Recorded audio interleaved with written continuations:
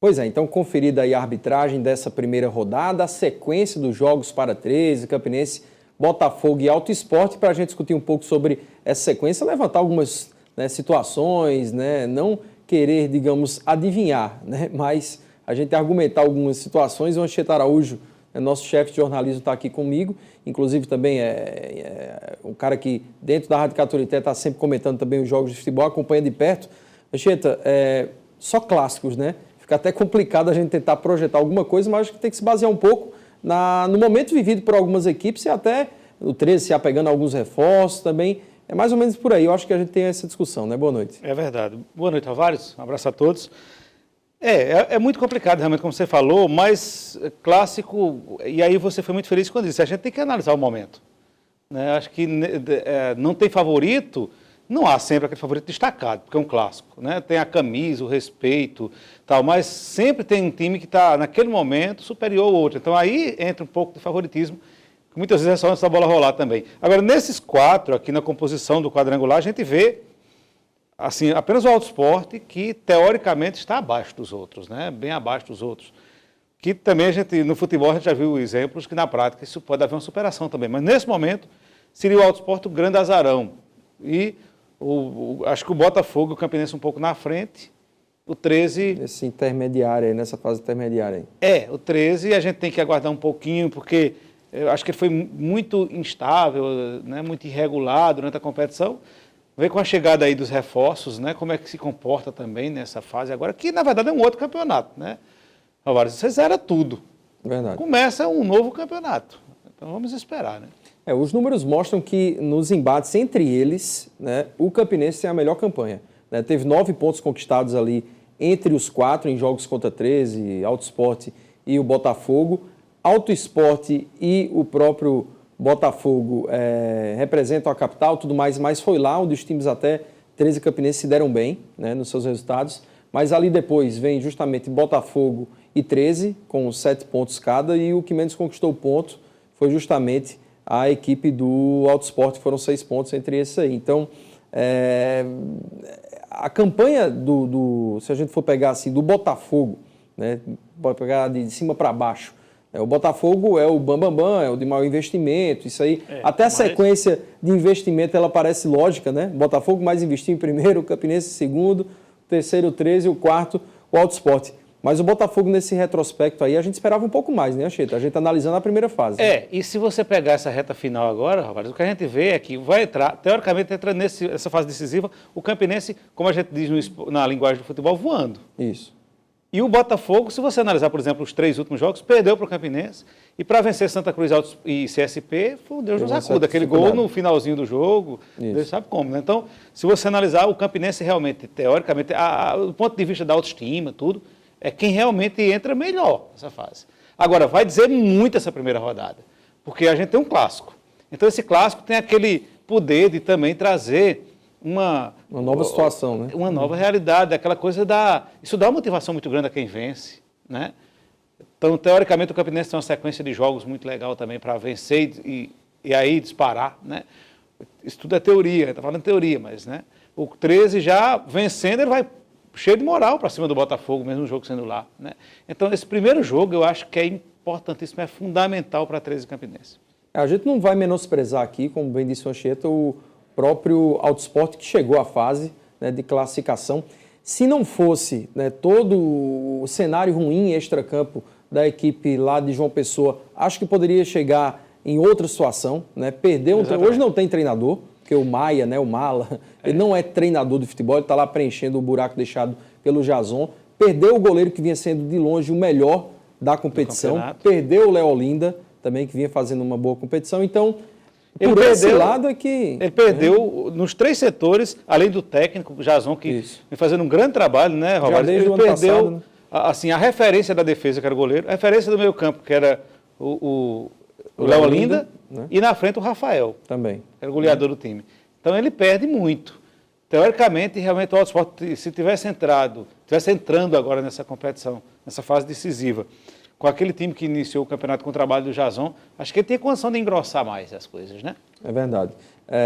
Como a gente diz, é um novo campeonato dentro do próprio campeonato, Se a gente for analisar como a gente fez a comparação aqui em número de pontos, o Campinense realmente vive a melhor fase e foi quem se deu melhor no contexto contra essas equipes. O Botafogo tem um elenco que é inegável que é o melhor do nosso campeonato. E o 13 hoje aposta na estrela do Nonato. Acho que gira muito em torno do que o Nonato vai render e do que o André Beleza, o que o meio-campo também do 13 vai ter a dar, porque a zaga se mostra até um setor até sólido do 13, foi a segunda melhor defesa nessa primeira fase. Agora, o ataque deixou a desejar, foi o quarto entre os 10 que participaram da competição, sendo o artilheiro, o camisa 10, que pouco deu ao time. Que nem titular absoluto é. Pois a verdade é essa, né? Então mostra que o ataque do 13 deixou a desejar claramente, né? Agora o Nonato a gente sabe que depende muito da bola chegar em condição dele. Todo mundo sabe da capacidade dele de fazer gols, né? Isso. É um goleador, isso é indiscutível. Agora, para isso a bola precisa chegar em condição dele fazer. E o 13 não tem criado tanto também não, quem acompanha os jogos do 13, mas aí tem a entrada do André Beleza no meio campo, né? Vamos ver até que ponto o Preto vai se entrosar ali na frente. Tudo isso a gente tem que aguardar para ver como é que isso vai funcionar. Mas é claro que o questionamento é muito mais do meio para frente, né? Passando, defesa... lógico, pelo goleiro também, né? Exatamente. Que é outra situação. Eu ia chegar aí. O 13 tem um grande questionamento, que é o goleiro. Eu, particularmente, vou ser muito sincero, eu respeito muito os profissionais e acho que a gente tem que ter muito cuidado para não estar individualizando as coisas, colocando a culpa em cima de ninguém. Mas eu acho que o Paulo Musso, pela experiência, pelo currículo que ele tem, ele me passa muita insegurança. Ele solta a bola demais. E aquela história de você soltar, o goleiro solta a bola para frente, amigo, não dá. Então eu vejo um ponto fraco, uma deficiência do 13 hoje, que pela experiência do Paulo Musso, acho que tem como corrigir até ali. Se esperava um pouco mais dele, né, em relação a isso. Né, mas por outro lado também pesa, e eu acho que quem acompanha futebol entende isso, que goleiro também, ele, no caso do Léo, ele só fez treinar até hoje, né? Só deu um jogo contra uma equipe de nível técnico baixo, né, que pouco exigiu dele, né? E aí pode ser que você coloque também em questionamento os dois, porque lógico que a gente não está dizendo que vai acontecer, mas se o Léo é responsabilizado, às vezes, por falta de ritmo de jogo, já no clássico do Campinense, quem vai dar o prosseguimento às partidas? Então, tem que se pesar muito bem isso aí e sentir, acho que no dia a dia, como é que está cada um, né? É verdade. Nessa casa do goleiro, por exemplo, o Campinense teve esse problema e resolveu dentro do campeonato. Né? Depois de testar 3 goleiros. Teve vários problemas com o Marcão e com outros goleiros. Isso. Aí trouxe o Gledson, que realmente é um grande goleiro. Isso. É indiscutível. Então, resolveu. No caso do 13, tem essa grande interrogação, a gente tem que aguardar. No caso do Botafogo, Anchieta, a gente sabe que é um time, como a gente fala, vira e mexe, não adianta. É bem verdade que o Campinense ganhou 2 jogos contra o Botafogo. Tudo bem. Aí a gente teria que analisar também o momento do Botafogo naquela situação, né? O que o Campinense precisava, todo um contexto. Mas agora, como a gente fala, é outro campeonato. Mas fica claro que o time do Botafogo, embora bem qualificado, né? Não que os outros não sejam, mas o Botafogo tem um banco muito bom também, ele passa muito pela figura do Rafael, né? O Rafael, ele, durante o começo da temporada não veio bem. Depois que ele cresceu, o Botafogo chegou à liderança e ninguém mais mexeu nesse daí, né? Então, eu acho que gira em torno também de que Rafael o Botafogo vai ter para esse final do campeonato.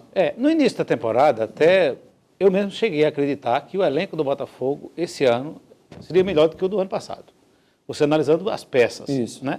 Mas a verdade é que esse time não conseguiu... Não encaixou ainda. Não encaixou. O Botafogo é um time ainda também com muita instabilidade e é um time que não tem aquela velocidade. Falta alguma coisa no Botafogo, você não vê. É um time sem alma, né?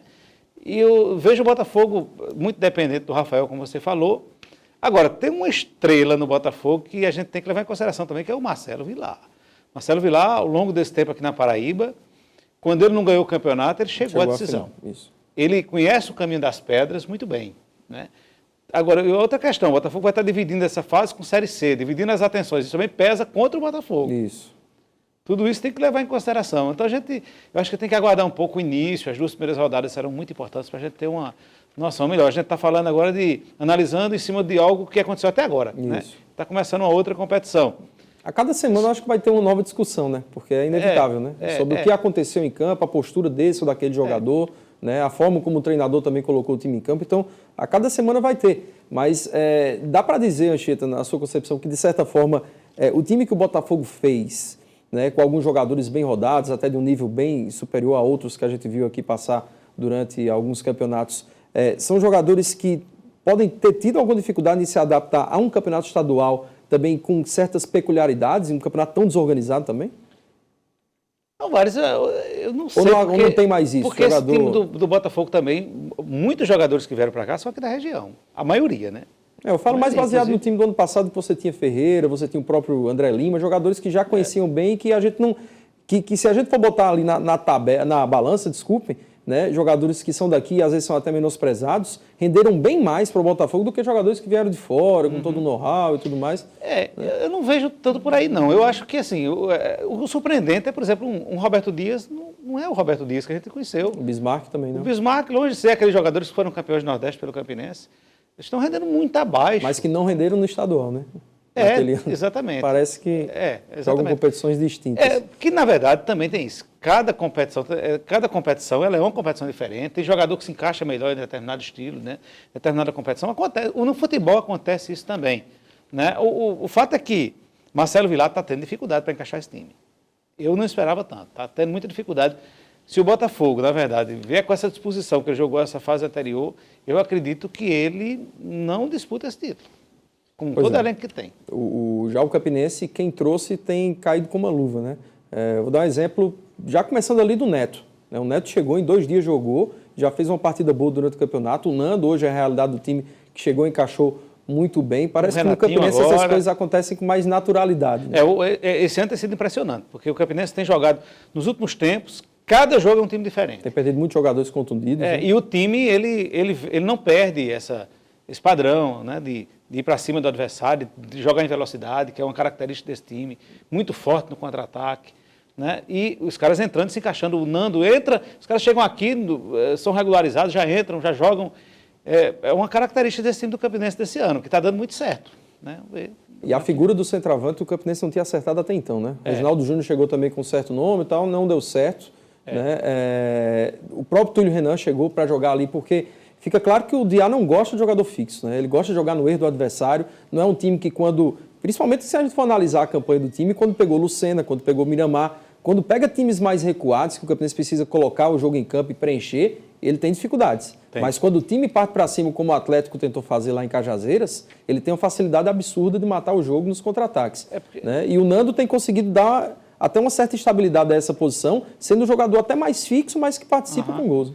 O Campinense tem uma mobilidade muito grande, tem jogadores que são jogadores muito modernos. Assim. O Luiz Fernando é o exemplo. Né? Mas a gente tem um Jefferson Recife, que tem sido muito importante também nessa puxada de contra-ataque. Né? Jogadores, os próprios volantes do Campinense sabem jogar, né?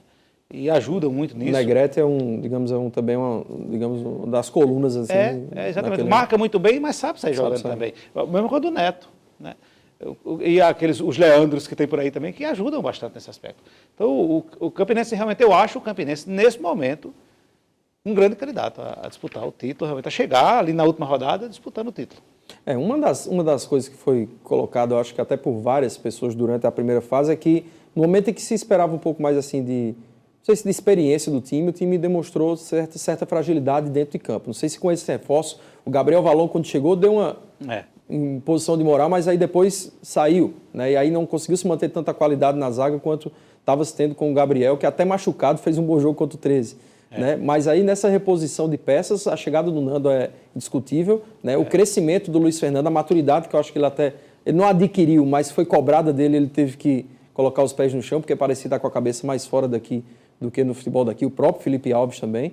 Né? Então, você hoje pontua destaques do Campinense que chegam bem no quadrangular, que você às vezes não consegue encontrar nos outros times. Na zaga, por exemplo, a ausência do Gabriel Valongo, o Campinense também foi buscar jogadores com experiência boa. O Juliano e o Breno, que chega agora. É um jogador que conhece bem o futebol daqui, foi campeão paraibano pelo Campinense já. São jogadores que podem repor bem. Eu acho que o Campinense entra... E o Campinense tem peças de reposição. Ele repõe bem, porque ele tem peças de reposição. Agora, a gente está acostumado a ver uma mística, que isso é uma coisa gostosa, né, Chieta, entre torcedores de 13 e Campinense, e dizer, o Campinense tem mais títulos, o 13 tem mais vitórias em cima do Campinense. Mas a grande maioria dos títulos que o Campinense ganhou foi em fase mata-mata, porque é uma situação até diferente que a gente vive esse ano, a fórmula de disputa. Né? Vai ser outra situação para a gente também ver essa discussão sadia. Né? Ponto corrido, na cabeça do torcedor, às vezes o 13 pode ter sido melhor porque tem mais vitórias em cima do Campinense, mas na hora de decidir, e esse ano não vai ter uma final, uma decisão, aí o Campinense já era melhor, quer dizer, nessa fase de mata-mata, coisa que não vai ter esse ano. é uma forma de disputa diferente. A gente sempre estava acostumado a ver, primeiro jogo valia uma coisa, então... Agora não, todo jogo é uma final, né? Então é tiro curto isso aqui. Pois é. Você perder 2 partidas aí na sequência, você fica numa situação muito complicada. Dá Deus, né? Ao título, né? Ninguém sabe se para briga... Assim como você vencendo 2, você dá uma... Né? Você andou quase meio caminho aí para ser campeão ou vice, né? Então, tem isso. Mas eu acredito muito nessa história de, fulano é especialista nisso e naquilo. Eu acho que é muito momento, sabe, Rovares? Você está bem, você encara qualquer situação. Quando o time está encaixado, quando as coisas estão acontecendo, porque futebol é esporte coletivo, é um momento, uma série de coisas. Não é um jogador só que decide nada, né? A gente sabe disso. Então, tem que esperar, é muito momento mesmo. Eu acho que a gente vai ter um interessante demais. Infelizmente, o Auto Esporte, no caso, a gente não pode se basear nesse sentido aí, porque eu acho que o Maia, ou Mala, como é conhecido também, ele não é nenhum mágico, ele não vai aprender a ser treinador de futebol do dia para a noite, muito menos numa fase final, né? Mas o Auto Esporte, desses outros times, era o que até em algumas partidas mais enchia os olhos. O CSP de longe é aquele CSP que a gente estava acostumado a ver. O Souza nem se fala, né? Mas a gente vai ter um embate entre 3 treinadores de estilo bem diferente, né? O Vilar mais cauteloso, estudioso, né? O Francisco Thiá, que é aquele mais estourado, mais, né, que está ali sempre gritando na beira do gramado. E o Everton, eu acho que meio que comendo por fora, né? O Everton é aquele que ainda tem o que provar, digamos, nesse sentido aí. Não que o Diá tenha conseguido grandes feitos aqui na Paraíba, não. Né? Mas é quem tem o maior desafio, eu acho, nesse sentido aí. Dos 3, assim, em termos de treinadores, eu acho que o 3 aí, teoricamente, leva uma certa desvantagem. O Everton Goiano não é um técnico de ter conquistado nenhum título importante. No nosso futebol não tem essa experiência toda. O disparado aí o Marcelo Vilar em termos de conhecimento aqui, mas o Diá é um cara da região, conhece muito bem o futebol da região. Nesse aspecto, realmente, é um desafio muito grande para o Everton. O que deve ser bom, né? Eu acho que para quem gosta de futebol, trabalha com isso, tem que ter esse desafio. Para quem gosta próprio, de desafio, para ele Anchieta, obrigado aqui pela participação e, como eu disse, acho que semana que vem a gente já deve estar discutindo outra situação. Semana já, né? Depois dos jogos de quarta e quinta, mas toda semana a gente tem que estar sempre trazendo alguém discutindo aqui, porque são cenários que vão se mudar, com certeza, a cada rodada, né? E aí, muita emoção pela frente. Eu acho que agora o campeonato ganha um gosto a mais para o torcedor, né? Espero que sim, e que ele vista essa camisa. É verdade. Esperamos uma grande fase decisiva, com bons jogos, com jogo limpo, é isso que a gente espera. Boas arbitragens, tudo isso. Tá certo, então. Obrigado, Anchieta. A gente termina o programa de hoje, agradecendo a você que está em casa. Muito obrigado. Na tela aí, as formas de contato que você, telespectador, tem de nos contactar, mandando sugestões, críticas e opiniões. Então, a todos uma boa noite, né? Feliz Dia das Mães, a gente já falou na sexta-feira, mas parabéns a todas as mães pelos dias, né? Não só por ontem, mas pelo papel que desempenham aí no dia a dia de cada filho, de cada neto, de cada sobrinho. Bem, tem mãe que às vezes nem tem filho, mas é mãe no dia a dia, é mãe na atuação, várias tias que a gente conhece, muita gente aí que tem espírito de mãe, e é esse dia de domingo, eu acho que representa isso daí. Inclusive a Mônica Victor também, parabéns para ela. Boa noite a todos, a gente volta amanhã. Tchau.